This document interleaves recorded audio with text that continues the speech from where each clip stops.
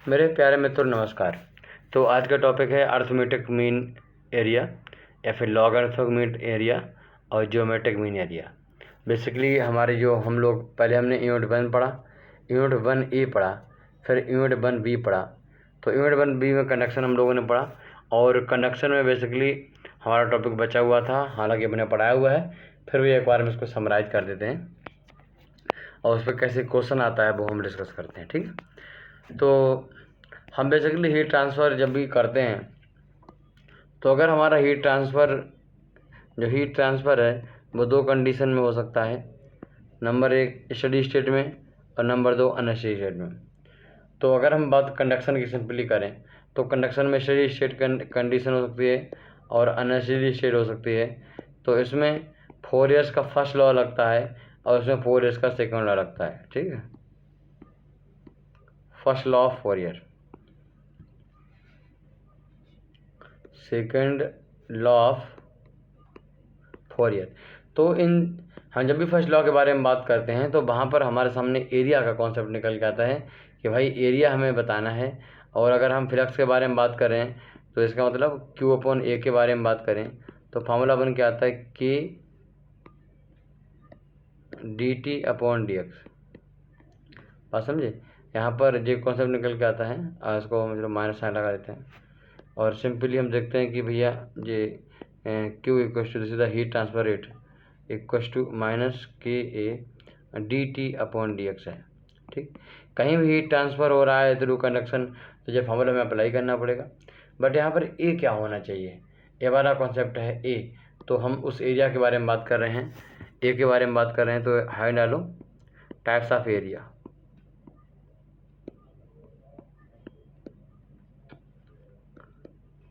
इन heat transfer, तो heat transfer में 3 प्रकार के एरिया यूज होते हैं।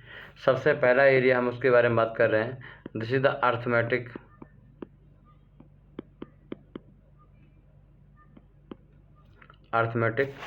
Mean area. ठीक, अगर हमारे पास इस तरीके से कोई प्लेन है और हो सकता है कि ये प्लेन जो है सेम एरिया का हो दोनों तरफ। मतलब क्या है कि इसमें जो इसको इस तरीके से समझ सकते हैं,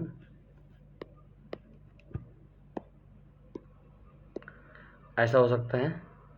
ठीक, तो ये दोनों, एक इधर वाला प्लेन हो गया, इसका कोई ना कोई अपना एरिया होगा और सिमिलरली हम बात कर रहे हैं कि इधर वाला एरिया होगा कोई ना कोई। तो हो सकता है कि ये एरिया जब मान लो इधर का A2 है और इधर का एरिया A1 है तो पॉसिबिलिटी है कि दोनों बराबर हैं। मान लो पहला पॉसिबिलिटी A1 A2 बराबर है, ऐसी कंडीशन हो। अदरवाइज A1 A2 बराबर ना हो, ये दोनों कंडीशन हो। तो इन दोनों कंडीशन में हम बेसिकली किसी प्लेट के बारे में बात कर रहे हैं, हम किसी स्लैब के बारे में बात कर रहे हैं। तो ऐसी कंडीशन में हम जिस एरिया का यूज़ करते हैं वो एरिया अर्थमेटिक मीन एरिया है। और ऐसा करने के लिए हम सिंपली दोनों एरियाज को आपस में जोड़ते हैं और 2 से डिवाइड कर देते हैं और इस एरिया को हम अर्थमेटिक मीन एरिया या फिर एवरेज एरिया कहते हैं। क्लियर, अगर दोनों तरफ की साइड बराबर हैं, दोनों तरफ के जो सरफेस हैं वो बराबर हैं, तो क्या होगा, तब वहाँ पर A1 और A2 बराबर ही होंगे। तो हम इसको भी A1 कह सकते हैं या फिर हम इनको दोनों को हटा के हम ऐसे बोल सकते हैं कि अगर वो बराबर हैं, A1 A2 बराबर हैं मतलब A के बराबर हैं, तो A + A/2 मतलब 2A/2 मतलब A आ जाएगा। यानी अगर दोनों तरफ के किसी प्लेट में हम स्टडी कर रहे हैं, हीट ट्रांसफर लगा रहे हैं और या फिर स्लैब पे लगा रहे हैं और दोनों तरफ के जो क्रॉस सेक्शन एरिया है वो बराबर हैं, तो हमें कुछ नहीं करना है, सिर्फ A लेना है। मतलब किसी भी तरफ का एरिया हम ले सकते हैं। ठीक, बट अगर दोनों साइड का एरिया जो है क्या अलग अलग है, जैसे हम देखा कि टैपर्ड वाला हमने जो क्वेश्चन लगाया था, यहाँ पर अगर एरिया मान लो इसका A2 है, ये कम एरिया था, यहाँ पर एरिया ज़्यादा था। तो अब मुझे यहाँ पर एरिया सेलेक्ट करना है, तो हम इन दोनों का एरिया जो है हम क्या करेंगे, इन दोनों को ऐसे ले सकते हैं, this is called arithmetic area when A1 is not equal to A2, right. तो जो हमारा पहला पार्ट था जो मैंने देखा कि पहला एरिया था, बात क्वेश्चन यहाँ पर जो निकल के आती है कि हम ऐसा क्यों करते हैं भाई, हम ऐसा करना क्यों चाहते हैं, हम सीधे A1 ले लें या फिर A2 ले लें, हम क्यों ये निकालते हैं, हम एरिया निकालते क्यों हैं? तो उसका आंसर क्या है, फार्मूला हीट ट्रांसफ़र का होता है वो होता है कि overall H A delta T, ठीक। तो यहाँ पर जो ए होता है वो ए मुझे सिंपल ए चाहिए, ओके, दो ए नहीं चाहिए। हमें इफेक्टिव क्यू निकालना है, हीट ट्रांसफ़र रेट निकालना है, energy transfer per unit time निकालना है, तो उसके लिए मुझे सिंपल ए चाहिए और हम एक एरिया सेलेक्ट करते हैं। तो ये मेथड है इस एरिया को सेलेक्ट करने का। तो बेसिकली हमने यहाँ पर देखा कि जो अर्थमेटिक मीन एरिया है वो अर्थमेटिक मीन एरिया जो है स्लेब के लिए काम करता है, किसी पीरियड के लिए काम करता है। बट अगर कोई ज्योमेट्री चेंज होती है, अगर वो ज्योमेट्री जो होती है ज्योमेट्री वो होती है क्या बोलते हैं, उस ज्योमेट्री को हम सिलिंड्रिकल लेते हैं या फिर हम उसको स्फेरिकल लेते हैं, तो वहाँ पर आप देख रहे हो कि वहाँ पर ये अर्थमेटिक मीन एरिया नहीं काम करता है। सिंपली हम बेसिकली जो कॉन्सेप्ट हमारे माइंड में है वो एक ऐसी प्लेट का है यहाँ पर दोनों तरफ एरिया बराबर है, दोनों तरफ एरिया बराबर है, तो अब वहाँ पर सिंपली हम ए को हम दिमाग में रखते हैं। और अगर हम सिलेंडर के बारे में बात करें तो सिलेंडर में जो एरिया हीट ट्रांसफ़र हो रहा है वो रेडियली हो रहा है, in the direction of radius हो रहा है। तो ऐसी कंडीशन में आप देख रहे हो कि भैया इसको आपने बहुत अच्छे से देखा है कि अगर ये थिकनेस इतनी है तो यहाँ पर रेडियस कम है, यहाँ पर रेडियस ज़्यादा है, तो अगर दूसरा वाला एरिया लेंगे हम तो डेफिनेटली वो एरिया जो है वो हमारा क्या होगा, क्या बोलते हैं उसको, एरिया जो है ज़्यादा होगा। और आप लोगों ने देखा था दिस इज द 2πr2h, और सिंपली अंदर वाला एरिया लेंगे हम वो तो वो हमारा 2πr1h। तो डेफिनेटली आप समझ पा रहे हो कि R2h ज़्यादा है।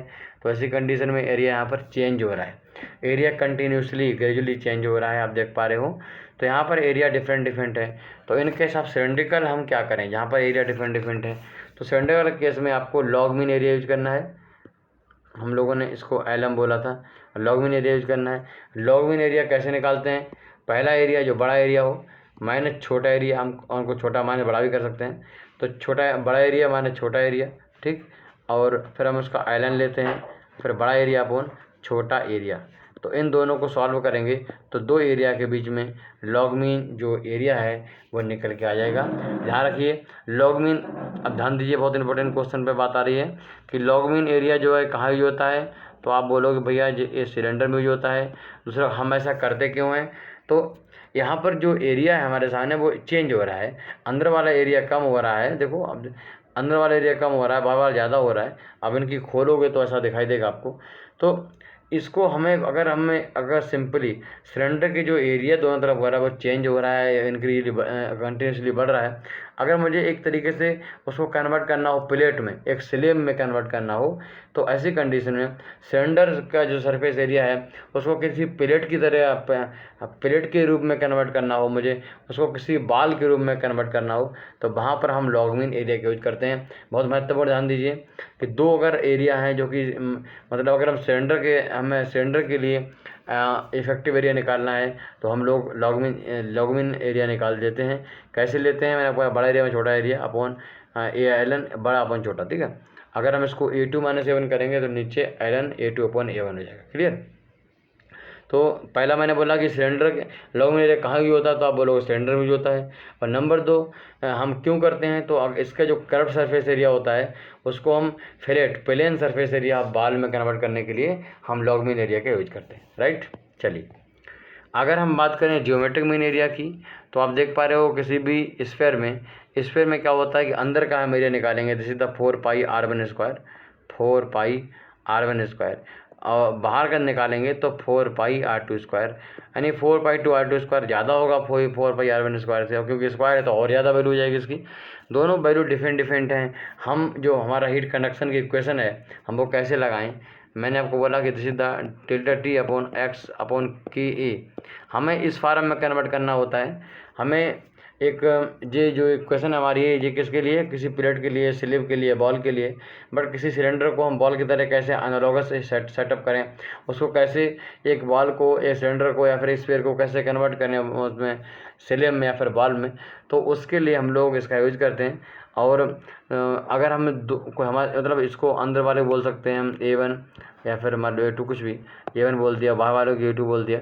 तो अब जो है इनके बीच में मुझे क्या निकालना है, इनके बीच हमें निकालना है ज्योमेट्रिक मीन एरिया।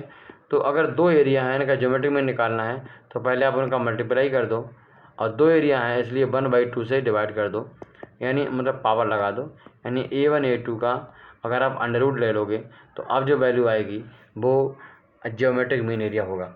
अच्छा, अगर कोई 3 वैल्यू हो जिनका ज्योमेट्रिक मीन आपको लेना है तो आप उन तीनों का मल्टीप्लाई कर दो और पावर लगा दो 1/3, यानी उनका क्यूब रूट आपको निकालना है, तब 3 का ज्योमेट्रिक मीन निकल आएगा। फिलहाल हम दो एरिया के बारे में बात कर रहे हैं।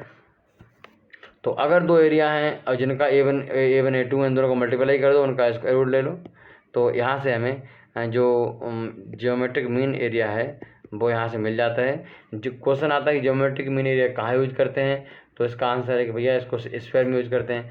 ज्योमेट्रिक मीन एरिया स्फीयर में यूज किया जाता है। और नंबर 2, यहाँ पर जो क्वेश्चन निकल के आता है कि ज्योमेट्रिक मीन एरिया स्फीयर में यूज करते हैं। ठीक है, हम क्यों करते हैं, तो जो इसका जो कर्व सरफेस एरिया है किसी भी स्फीयर का, उसको अगर मैं कन्वर्ट करना चाहता हूँ किसी भी बॉल के प्लेन सरफेस एरिया में, तब हम इसका यूज़ करते हैं। तो मुझे लगता है पूरी बात समझ में आ गई होगी। अच्छा, इसके बारे में मैंने आपको जो पहले बताया था उसको एक बार हम समराइज कर देते हैं। जो हमने रेजिस्टेंस लिया था बॉल वाले केस में, तो वहाँ पर हमने आपको बताया था कि दिस इज द x/k, है ना। फिर मैंने इसको सिलेंडर वाले केस में लिया था, तो वहाँ रेजिस्टेंस मैंने आपको बताया था कि this is the ln R2/R1 2πkl, इतना बताया था। फिर मैंने इसको सॉल्व किया था, तो मैंने फिर R2 - R1 से डिवाइड कर लिया था इसको, तो यहाँ पर 2πk और यहाँ भी R2/R1 था। ठीक,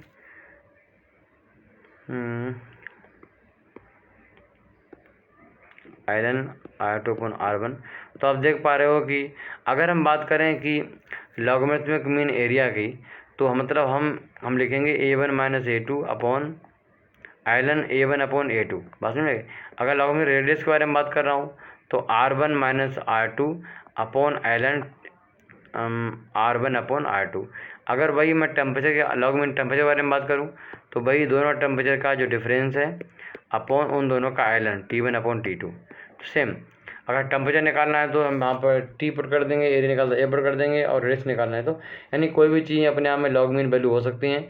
अगर आपको लॉग मीन वैल्यू निकालना है एरिया की, तो उसके लिए आपको जो रेडियस यूज कर रहे हैं वो भी लॉग मीन रेडियस यूज करनी पड़ेगी। तो यहाँ पर आपने देखा था कि मैंने इसको R2 - R1 किया था और 2πl, और इसको हमने इस तरीके से लिखते हैं कि R1/R2/R1 और ln R2/R1, ठीक, और इंटू के।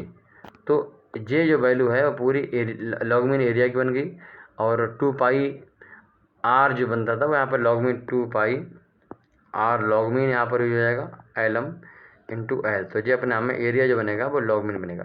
मतलब 2πrh में जो अगर r जो है वो लॉग मीन एरिया है, तो फिर लॉग मीन रेडियस है, तो फिर टोटल एरिया जो बनेगा वो भी लॉग मीन एरिया बनेगा। ये मैंने काफ़ी इस पर बताया हुआ है, तो बताने की जरूरत नहीं है। तो ऐसे ही इसमें हमने करना क्या चाहा, इसमें हमने ऊपर बना ली थिकनेस, है ना। ऊपर हमने जो R2 में क्या उस प्लेट की थिकनेस है जो मैंने आपको बताया था पहले, और नीचे जो है वो एरिया बना लिया और K से मल्टीप्लाई कर दिया। देखो स्लेब की तरह हो गया, स्लेब जो थी उसकी तरह हो गया, बॉल की तरह हो गया। यानी हम अगर इस टाइप से बार बार हम लॉग मीन एरिया का कॉन्सेप्ट यूज कर रहे हैं या फिर हम ज्योमेट्रिक मीन का यूज कर रहे हैं, तो हमारा पर्पज है कि हमें यार जो इक्वेशन हमारी है Q = K dt/dx, वो हमें समझ में आता है कि सिंपल प्लेट होनी चाहिए, तो हमें एरिया लगाना आता है। बट यहाँ पर कर्व्ड पे कैसे निकालें, स्फीयर में कैसे निकालें, तो उन दोनों केसेस के लिए हम लोग आपस में कन्वर्ट कर लेते हैं। तो मुझे लगता है तीनों का एरिया आपको समझ में आ गए होंगे। सिंपली आपको इसमें हम इसको समराइज कर देते हैं।